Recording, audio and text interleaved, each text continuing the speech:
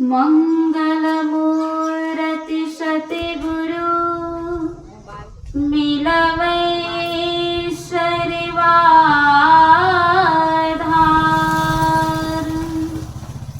मंगलमय मंगल करण विनवा बारंबार विनवा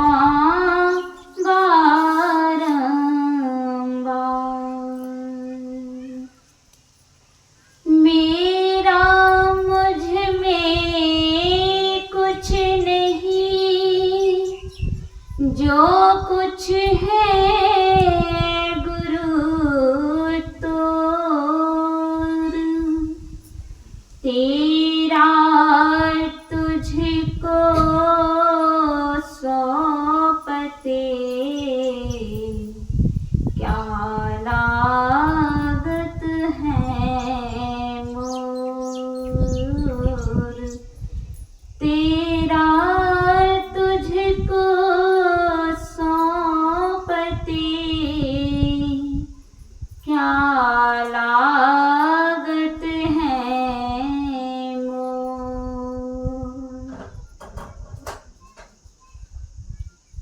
त्रिलोक्य पावन सदा सुमरण्य भव चक्र से छुड़ाने वाले परम आराध्य संत सदगुरुदेव के श्री पावन शरण कमलों में मेरा कोटि कोटि प्रणाम। हमारे गोड्डा जिला से पूजनीय माता जी के श्री चरणों में कोटि कोटि प्रणाम। इस सत्संग पंडाल में दूर दराज से आए हुए सत्संग प्रेमी माताओं एवं भक्तिमती बहनों सबों के हृदय में सूक्ष्म रूपी परमात्मा को मेरा बारंबार प्रणाम। यह सत्संग हम लोगों को प्राप्त हुआ है। अपराह्न कालीन सत्संग रखा गया है। भजन कीर्तन के माध्यम से हम लोग इस त्रिवेणी सत्संग में डुबकी लगा रहे थे, स्नान कर रहे थे, संत वाणियों को श्रवण कर रहे थे। तत्पश्चात स्तुति विनती, गुरु विनती, संत ग्रंथों का पाठ श्रवण किया। फिर हमारे वक्ताओं के मुखारबिन से बहुत सुंदर सुंदर वाणी को सुन रहे थे। अभी जो विषय बना सत्संग की महिमा, यह जो हम लोग सत्संग कर रहे हैं, यह कौन सा सत्संग है? बाहरी सत्संग है। सत्संग दो प्रकार का होता है, एक बाहरी सत्संग होता है और एक आंतरिक सत्संग होता है। गुरु महाराज की वाणी में है कि धर्म कथा बाहर सत्संगा, आंतरिक सत्संग ध्यान अभंगा। यह जो हम लोग बाहरी सत्संग में बैठे हैं, यहाँ हम लोगों को क्या प्राप्त होता है? अभी हम लोग सतग्रंथ श्री रामचरितमानस सारस्वती से बालकांड से श्रवण कर रहे थे। क्या कि सोने सब मुझहि जन मुदित मन। यहाँ पर सद बात सुनने को मिलता है, सद विचार सुनने को मिलता है, यहाँ सब बातें सुनने के लिए मिलता है। कहते हैं संत वाणियों को सुन करके बाहर में हम अपने जीवन में उतारेंगे। कैसे? सुनी समझही, सुन करके समझ करके अपने जीवन में उतारेंगे। तब क्या होगा? हमारे यह सत्संग सुनते सुनते इसका जब पूंजी इकट्ठा होगा तब आंतरिक सत्संग में बल मिलेगा। आंतरिक सत्संग कौन सत्संग है? कहते हैं आंतरिक सत्संग ध्यान अभंगा। ये सत्संग सुनते सुनते करते करते और तब जाकर के हमारे आंतरिक सत्संग में बल मिलेगा, यानी कि ध्यान करने में बल मिलेगा, मन लगेगा। और ऐसे सत्संग हम आप लोग अभी श्रवण करते हैं। कहते हैं यह सत्संग बड़ी भाग्य वालों को मिलता है। कहते हैं कि बड़े भाग्य पाइए सत्संगा। और ऐसे सत्संग में आकर के हम लोगों को संत वाणियों को सुन करके अपने जीवन को धन्य धन्य बनाने का सौभाग्य प्राप्त हुआ है। अभी हम लोग प्रवचन में सुन रहे थे क्या कि इस सत्संग का फल तत्काल देखने में आता है। बाहरी हम लोग पूजा पाठ करते हैं, तीर्थ भ्रमण करते हैं, तो वह उनका फल कब मिलता है पता नहीं, लेकिन कहते हैं सत्संग में आने से, जब से सत्संग में हम लोग घर से चलते हैं, मन में हम लोग लाते हैं कि सत्संग सुनना है, तब से यह पुण्य, यह फल मिलना आरंभ हो जाता है। यह सत्संग, यह पुण्य कहते हैं जिसके जीवन में बोआ जाता है। संत कबीर साहब कहते हैं कि भक्ति बीज बिन से नहीं, जो जुग जाए अनंत, और ऊंच नीच घर जन्म ले तो संत के संग। कहते हैं ऐसे भक्ति का बीज जिसके अंदर बोआ जाता है वह कभी भी नष्टा नहीं है, वह कभी नष्ट नहीं होता है, ना ही वह खत्म होता है। और कहते कहते इतना तक कह देते हैं कि भक्ति बीज पलटे नहीं, आए पड़े जो चोल, और विष्टा जो कंचन पड़े ताके घटे न मोल। कंचन जो विष्टा पड़े ताको घटे न मोल। कहते हैं सोना का कीमत, जो मोल होता है सोना का, वह अगर कीचड़ में गिर जाता है तो कहते हैं उसका मूल्य घटता नहीं है, उसका दाम घटता नहीं है। अगर हम दूसरा कुछ वस्तु लेने के लिए जाते हैं तो हम कितने अच्छे से उस वस्तु को देखते हैं कि हम जो इस वस्तु को प्राप्त करना चाहते हैं, यह वस्तु कितने दिन तक चलेगा, यह खराब है कि अच्छे हैं, वह वस्तु को हम निरख करके देखते हैं, तब जाकर के उस वस्तु को प्राप्त करते हैं। अगर उस वस्तु में थोड़ा सा भी खरोच दिख जाता है तो वह वस्तु को हम लोग इनकार कर देते हैं, छोड़ देते हैं, नहीं लेते हैं। और अगर सोना, वही सोना अगर कीचड़ में पड़ा है और वह सोना अगर स्वच्छ करके अगर दिया जाता है, हम लेते हैं तो कहते हैं उसका मूल्य नहीं घटता है। जितना उसका मूल्य होता है उतना मूल्य में ही हम प्राप्त करते हैं। तो कहते हैं कि जैसे इस सोने का कीमत नहीं घटता है, मूल्य नहीं घटता है, वैसे ही अगर हमारे जीवन में भक्ति का बीज अगर थोड़ा सा भी पड़ जाता है तो कहते हैं क्या, नष्ट नहीं होता है, विनष्टा नहीं है। हम यह जो बीज है, यह बीज सुख देने वाला है, सुख ही सुख प्राप्त होता है, दुख हमको नहीं प्राप्त होता है, नहीं मिलता है।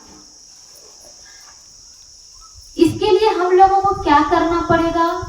तो कहते हैं संत सदगुरु के चरणों में जाना पड़ेगा और उनके चरणों में जाकर के अनुराग करना पड़ेगा, प्रेम करना पड़ेगा।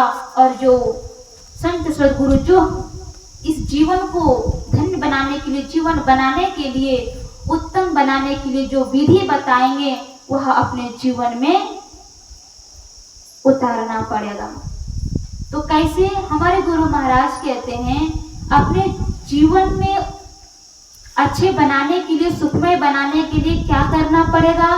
तो कहते हैं कि सत्संग नित और ध्यान नित करिए रहत संलग्न हो। कैसे करने के लिए कहते हैं? कहते हैं सत्संग नित और ध्यान नित। ऐसे नहीं कहे हैं कि केवल सत्संग ही करिए, ध्यान नहीं करिए। सत्संग के साथ साथ ध्यान भी करने के लिए कहे हैं, जो कि आज हम लोग अभी कहें कि बाहरी सत्संग सुन करके आंतरिक सत्संग में बल मिलता है, तब कहीं जा करके हमको जो निर्वाण जो प्राप्त होना है उसे हम प्राप्त कर पाते हैं।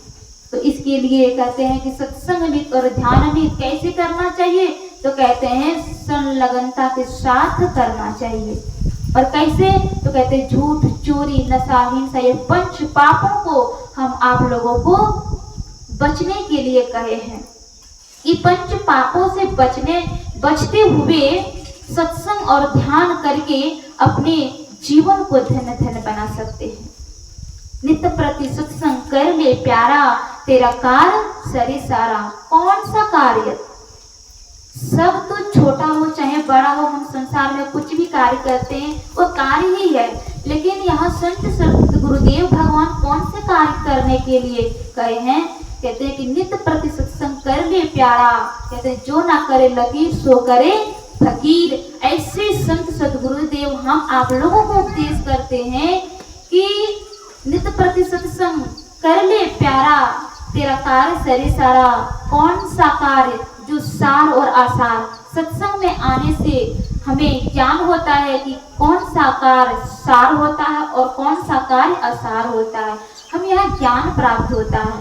हमारे गोस्वामी जी महाराज कहे हैं कि बिनु सत्संग विवेक न होई, और राम कृपा बिनु सुलभ न सोई। वह विवेक, कहते हैं ज्ञान तो हमारे जीवन में है लेकिन विवेक नहीं है। उस विवेक को प्राप्त करने के लिए, उस विवेक को अर्जन करने के लिए हमारे जीवन में क्या करना पड़ेगा? सत्संग करना पड़ेगा। विवेक, कहते हैं कि जो डॉक्टर बनता है वह छोटे से कितने मेहनत करता है।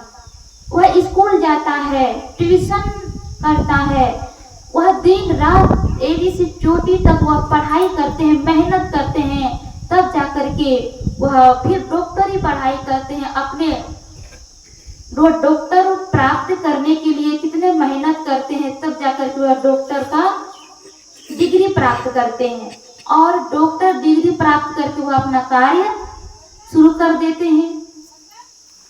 वह व्यक्तियों को ठीक करने लग जाते हैं। वह भी तो अपने एक छोटे से ज्ञान लेकर के वह आज डॉक्टर बन गया। और वह डॉक्टर अगर रोगी को ठीक करने के बजाय अगर वह किडनी को निकाल ले, कहते हैं कि उस डॉक्टर के पास तो ज्ञान है लेकिन विवेक नहीं है। तो ऐसे ही हम आप लोगों को इस सत्संग में विवेक प्राप्त होता है, सार ज्ञान का प्राप्ति होती है। तो ऐसे हम आप इस सत्संग में आए और सार असार का ज्ञान को प्राप्त करें। संत सदगुरुदेव के बताए अनुसार वचनों को अपने जीवन में समझ करके अपने जीवन में उतारें और अपने जीवन को धन्य धन्य बनाएं। मैं कुछ ज़्यादा नहीं कहूँगी क्योंकि हमारे यहाँ माता जी आए हुए हैं। तो माता जी के मुखारबिंद से आप लोग सुनेंगे, शांति मन से सुनेंगे और अपने जीवन में इनके वचनों को उतारने का प्रयास करेंगे तो यह जीवन धन्य धन्य बन जाएगा। कहते हैं कि यह जीवन हम आप लोगों के ही जैसे मीराबाई हुई, हमारे माता सबरी माता हुई, कैसे अपने जीवन को बना ली, कैसे कहते हैं वे अपने जीवन को ऐसे परम पद में लीन कर ली जहाँ से वह लौटना नहीं होता है, ऐसे पद को वह प्राप्त कर ली। तो हम आप लोग भी वैसे पद को प्राप्त कर सकते हैं। कैसे करेंगे? तो हम अपने जीवन में अच्छे काम करने के लिए संत सदगुरु के चरण में आए और अपने जीवन को कल्याणमय बनाए, सुखमय बनाए। इन्हीं शब्दों के साथ अपने वाणी को मैं विराम देती हूँ। बोलिए प्रेम से श्री सदगुरु महाराज की जय।